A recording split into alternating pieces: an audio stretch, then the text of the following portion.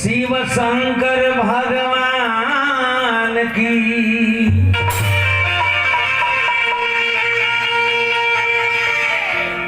जगत जननी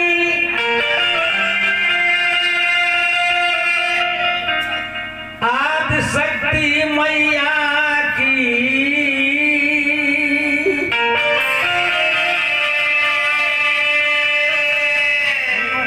एक बार प्रेम से बोली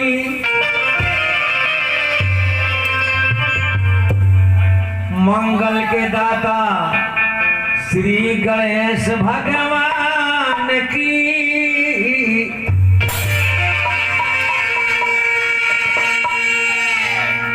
जय गणेश मंगल करन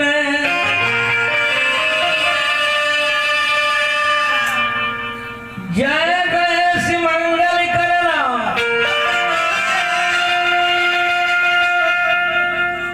विघ्न हरन गणराज एक दंती करिवर पदन सिद्ध करहु मामा प्रेम से बोली श्री गणेश भगवान की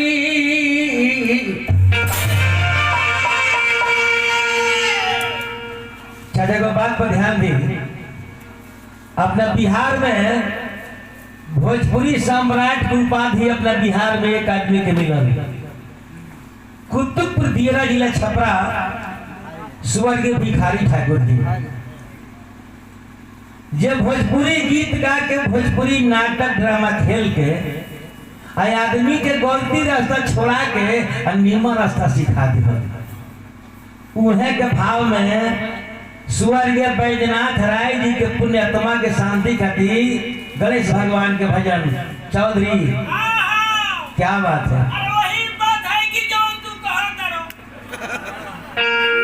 हे गणेश भगवान श्री हो गणेश जी चरण गोहराई बैजनाथ भाई श्री हो गणेश जी चरण गोहराई राम हो राम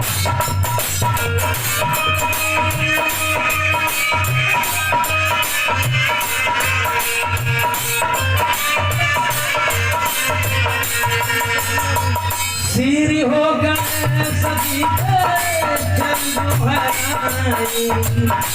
राम हो राम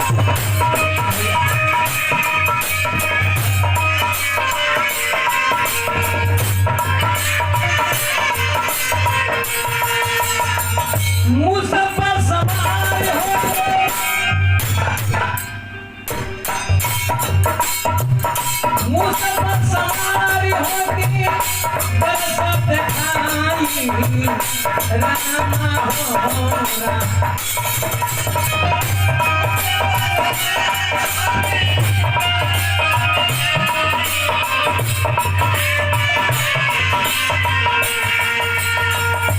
ए बाबा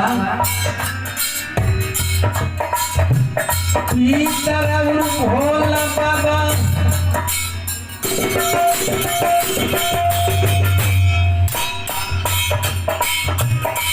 कराउर भोला बाबा पार्वती माई रामा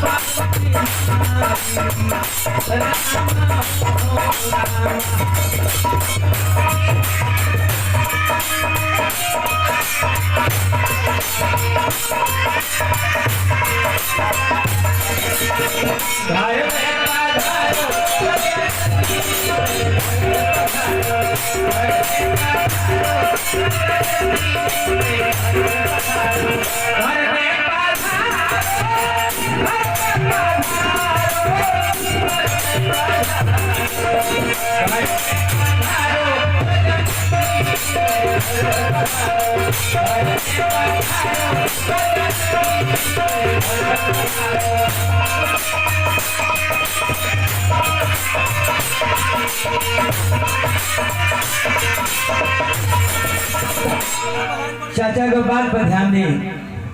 हेलो हेलो बेस हो गई पूरा। एक दंत का है भाई, गणेश भगवान एक दंत का है भाई। गणेश भगवान से लड़ाई करे कति परशुराम जी ने, गणेश भगवान से लड़ाई करे कति परशुराम जी ने।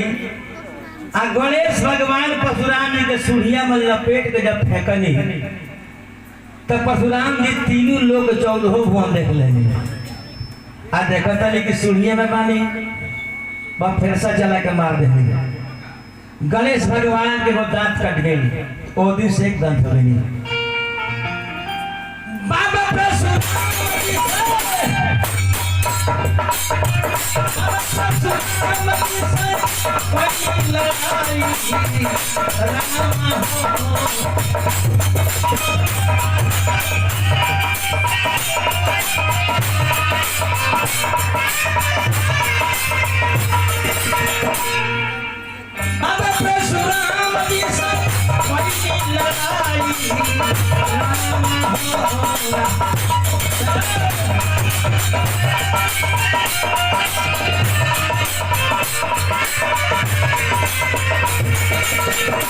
ए बाबा भाई बजना सिंह रौरा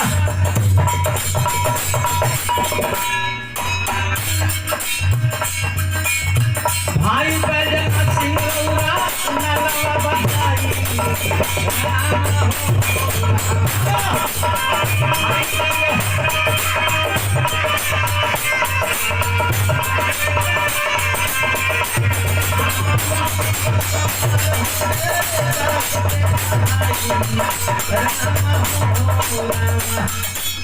मुसब सवार होके दरस दिखाई रामा हो मुसब सवार होके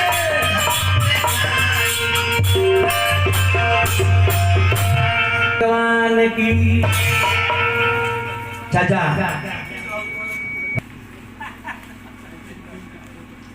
वेद शास्त्र खोल के पढ़ी, माता के विषय में, पिता के विषय में और गुरु के विषय में लिखल बा। का लिखल बा? 10 गो पुरोहित महाराज के बराबर, 10 गो पुरोहित महाराज के बराबर एगो गुरु का स्थान होला। 10 गो पुरोहित महाराज के बराबर एगो गुरु का स्थान होला। आ 100 गुरु के बराबर एगो बाप का स्थान होला।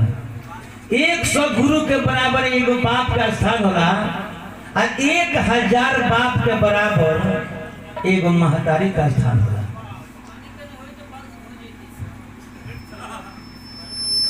बेटा को बेटा हो जाला, लेकिन माता को माता ना होली। और अभी हमारे श्री चंद्रेश्वर राय जी, श्री सुभाष राय जी, श्री भागवत राय जी,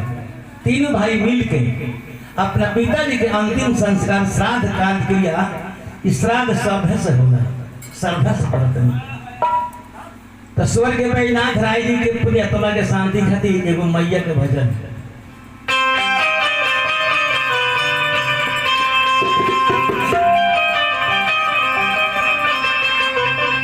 निमिया के डाढ़ झाड़ी कोठी हाय बाबा निमिया हमारी के बसे हो निमिया हमारी के बसे निमिया के डाढ़ झाड़ी कोठी हाय बाबा निमिया हमारी के बसे हो निमिया हमारी के बसे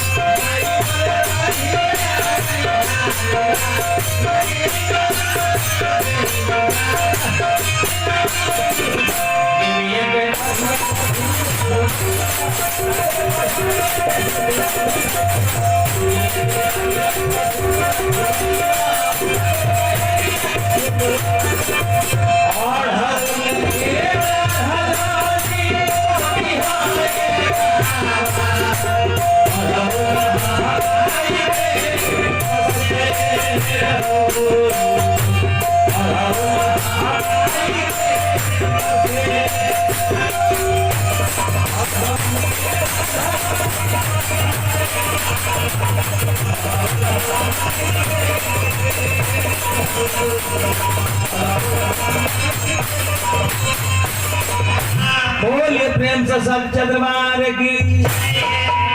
वह के शुभ नाम से तीसरी कंपनी के कैसेट के माध्यम से बराबर नाम सुनिले बैनाथ भाई शंकर भगवान ससुरारी के विवाह करे तो डमरू बजौनी वो डमरू में से 14 गो बोल निकल तांडव गणपति पर नाचो शिव शंकर विनाशी तांडव गणपति पर नाचो शिव शंकर विनाशी डिमिक डमरू बाजे गण राशि गण राशि गण राशि गण राशि गण राशि गण राशि आए करे हमनी के साइड से बजाइले से कहता हुड़का लेकिन शंकर भगवान के डमरू हो तब माननीय स्वर्गीय चाचा बैजनाथ राय जी के याद में भाई बैजनाथ सिंह हाई हुड़का के आवाज 8-9 प्रकार के लेकिन तबला सुना होता है स्वर्गीय बैजनाथ चाचा के नाम पर और तो हुड़का खोलिए बजा दी खाली तो ना बात चाहिए चला तने बैठा भाई के बहनी होगा शुरू हो जाए चौधरी क्या बात है आगा हिंदी या भोजपुरी लास्ट बंदा माई के बाद भगवान कि ललकी चुनरिया माई के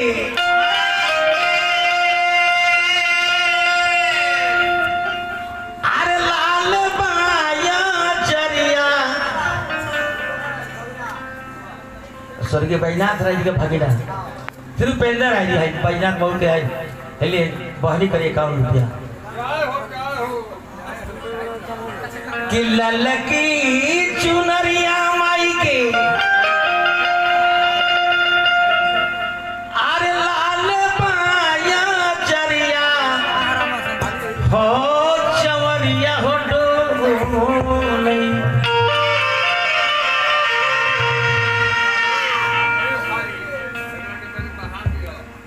होगल बेटा भैया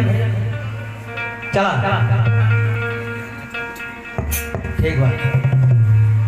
तल्लल की चुनरिया माई के लाल माचरिया हो चवरिया हो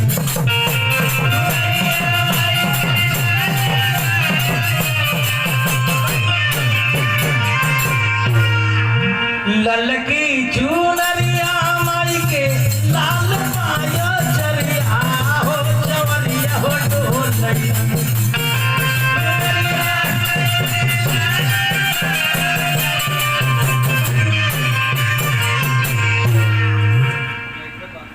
तो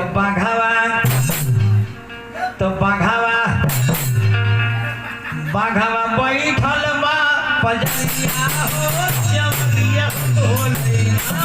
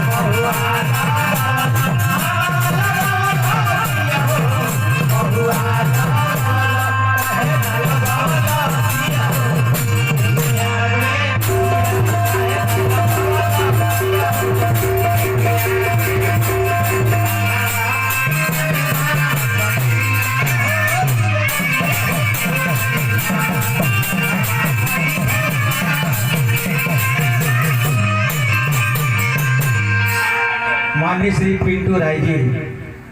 मुखिया जी के छोटा भाई छोटू बाबू माई के भजन में 51 रुपए का पुरस्कार देने हार्दिक अभिनंदन और भाई बैजनाथ सिंह जी की हुड़का के बोल चेंज करते हैं चला के रहस वाह वाह कैसे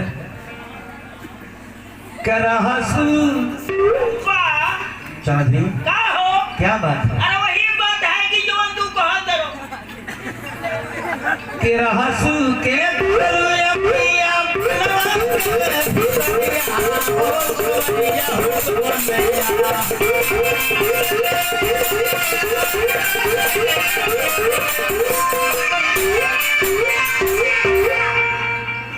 यादो राम शंकर बइले मैया के सोहरिया हो चवरिया हो ढोलैया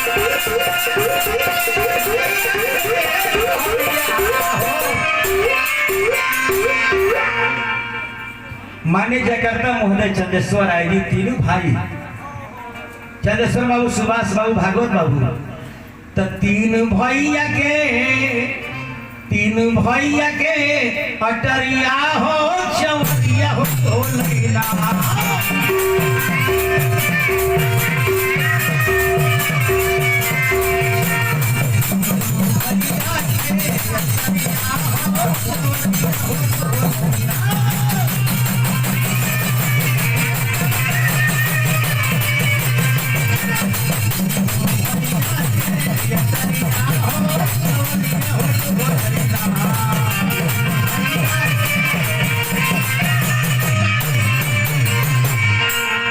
बोलिए प्रेम से सच्चे दरबार की और अंत में हनुमान जी के नाम भजे के एक बाद हमारे आदरणीय माननीय गार्जियन बड़े भैया तो सेवा ले चंद्र बाबू ए मार साहब क्लास लागल नहीं थे पढ़ाई कौन करी हाँ टाइम नहीं के भाई बड़ा खुशी के बात में हमारा स्वर्गीय बैजनाथ चाचा के नाम पर शिवांश हनुमान जी शिवांश अब मंच पर बैठल बनी हनुमान जी हनुमान जी हनुमान जी हैं हनुमान जी के भाई हैं 2 नंबर तब तरौरों में शक्ति हुई। जरूर कुछ हुआ तो हनुमान जी समय बस शक्ति दिखला दे, जरूर दिखला दे। तो हनुमान जी बस सीना फाड़ के राम सीता के दिखा दे। नहीं हमरा बॉस के बात नहीं है दूरा में आगे होगा क्या हनुमान जी सीना फाड़ के राम सीता के दिखा देने अरवा का दिखा सकते नहीं। कुत्ता फाड़ दे भाई भाई शक्ति भर शक्तियां भर हनुमान जी सीना फाड़ देने हमारे चौधरी जी कुत्ता फाड़ दे। शक्ति भर ये भजन के चाचा, ये भजन के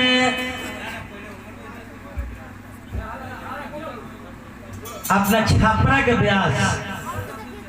बहुत बढ़िया बात बा। बिहार बंगाल के टाइगर कोकिल कंठ के उपाधि अपना बिहार में एक व्यास के मिला ग्राम बड़का बानिया थाना दरियापुर जिला छापरा स्वर्गीय भाऊ वीरेंद्र सिंह कोकिल कंठ। भोजपुरी सम्राट कुतुबपुर दिया जिला छापरा स्वर्गीय भिखारी ठाकुर। पूर्वी सम्राट की उपाधि के मिला जलालपुर छापरा स्वर्गीय बाबा महेंद्र मिश्र जी, जे पूर्वी गीत भजन गा के आदमी के जीवन बना दिया, जरा मरला के बाद मूर्ति के पूजा होता है। कीर्तन सम्राट की उपाधि के मिला महाराजगंज पटेढ़ा पटेढ़ी स्वर्गीय फागू पांडे जी, जे कीर्तन भजन गा के आदमी के जीवन कल्याण कर दी। शिरोमणि व्यास की उपाधि के मिलल बा वर्तमान शिरोमणि व्यास ग्राम नरीपुर सिवान बड़े भाई श्री सुभिनंदन यादव जी, जरा के व्यास कहल जाला। व्यास तो हमनियो कहले है सब अभाव में,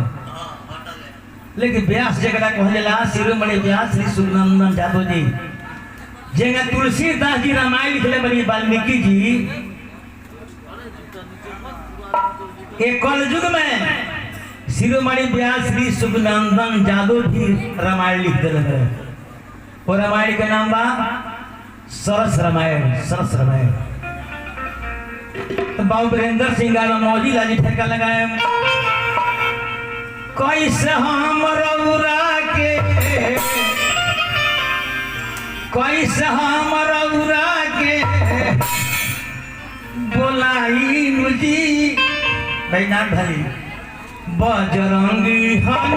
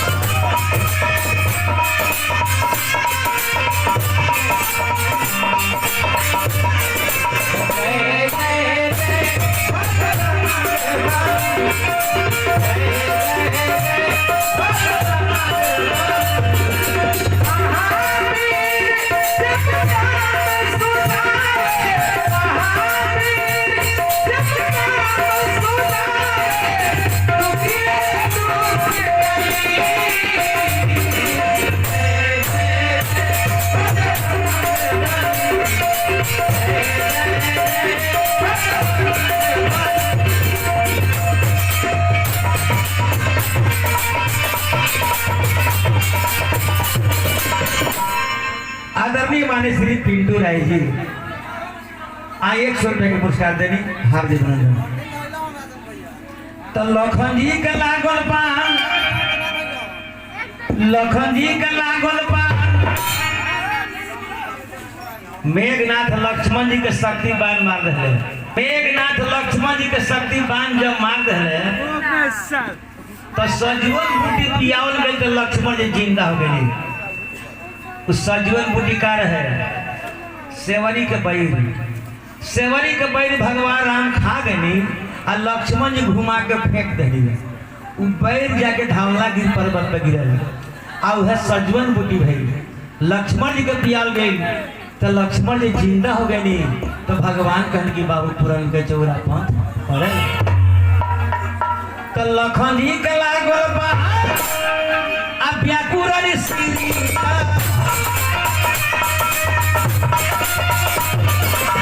लखन जी के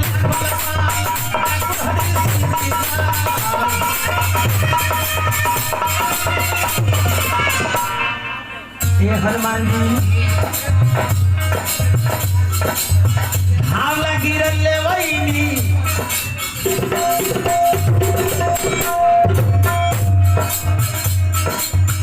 हावला गिरल ले वहीनी उठाई मुझी बजरंगी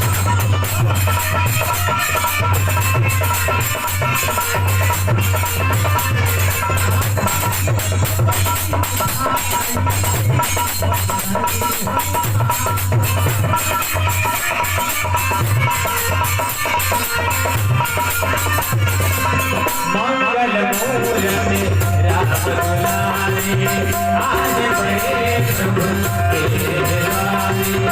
हे बजरंग बली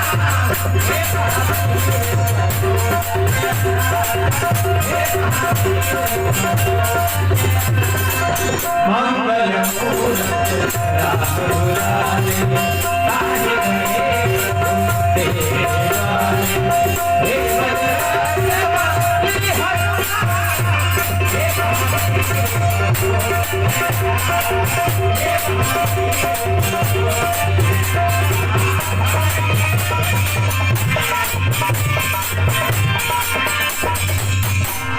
तो चाचा लो हमने कैसा का मतलब पढ़े तो आज तो सीधे ना बनी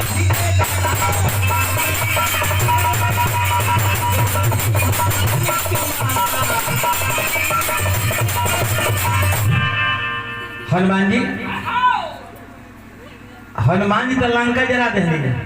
अरौरा तो लंका गदी हनी जराई जी बजर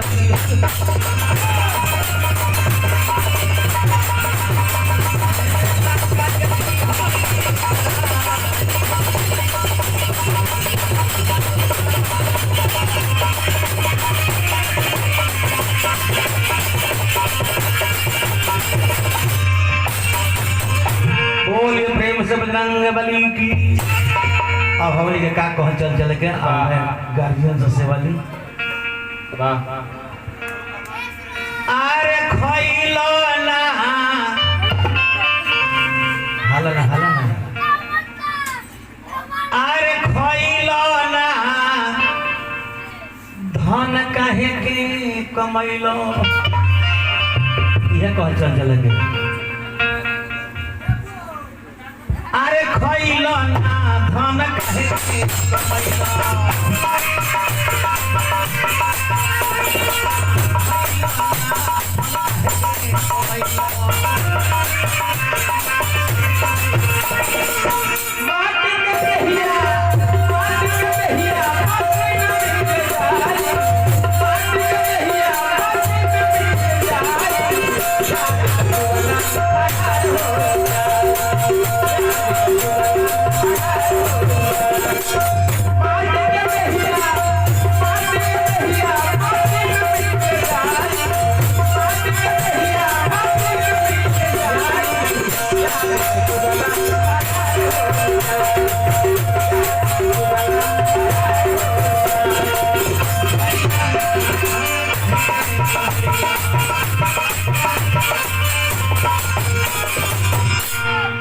आदरणीय माननीय हमरा श्री पिंटू बाबू के भाई छोटू बाबू 100 रुपया के पुरस्कार देने छोटू बाबू काहे खातिर खइल ना धन काहे के कमैल और सुनी माता पिता के सेवा न कइलो माता पिता की सेवा न कइलो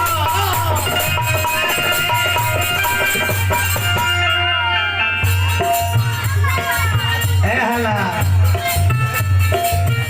माता पिता के सेवा न कइलो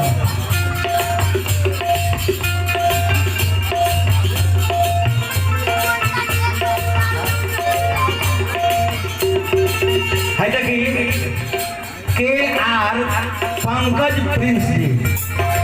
के आर पंकज प्रिंस जी के तरफ से 50 रुपया के पुरस्कार बा खइलो ना धन काहे के कमैलो माता पिता के सेवा में कइलो माता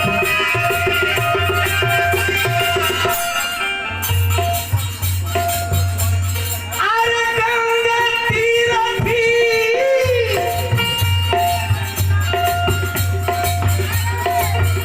गंगा तीरथी नहइलो ना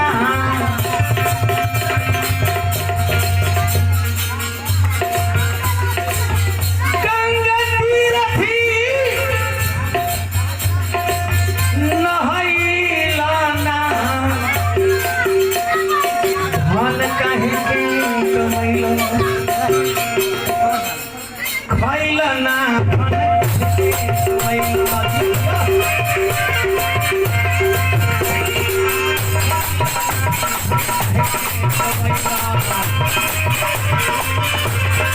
छूट जाए भूला जाए सोना छूट जाए भूला जाए सोना पार्टी होइया छूट जाए भूला जाए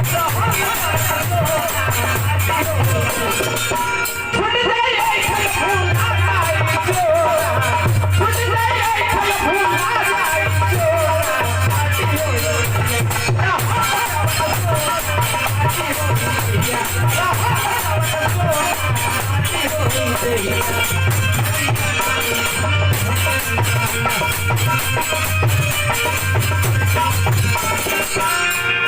एक लेना वही दान पूना तू कबहू न कइलो दान पूना तू कबहू न कइलो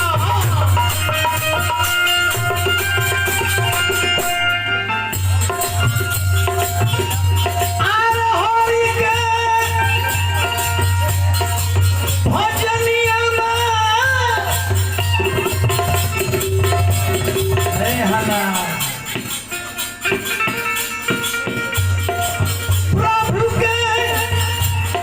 भजनिया आरे गइला ना धन काहे के कमैलो